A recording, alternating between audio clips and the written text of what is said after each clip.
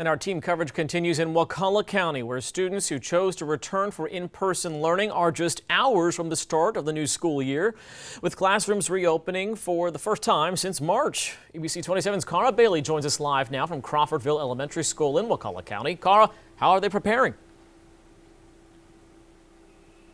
So in addition to the jitters that always come with the first day of school, parents, teachers, and even students that I spoke with here in Wakulla say they have new hesitations when it comes to starting school in the middle of a pandemic.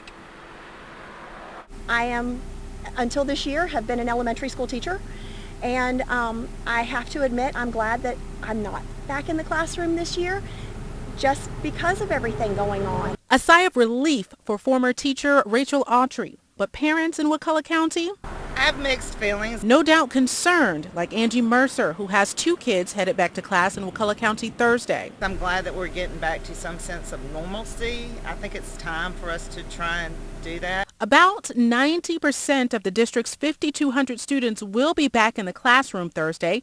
10% have opted for digital learning, and the district purchased devices for students and offers training for parents, which may prove helpful if schools have to transition back to digital once the semester begins. I am trying to prepare for that. I don't have a computer in my home, so I'm a little concerned that if I have to do at-home schooling, that this is going to be an expense that I'm not prepared for at this time. Mercer is also concerned some of the county's guidelines will be harder to enforce for younger children, potentially placing everyone at risk. They are going to do temperature checks. They are going to encourage masks on the buses, in the hallways, and for the most part in the classroom.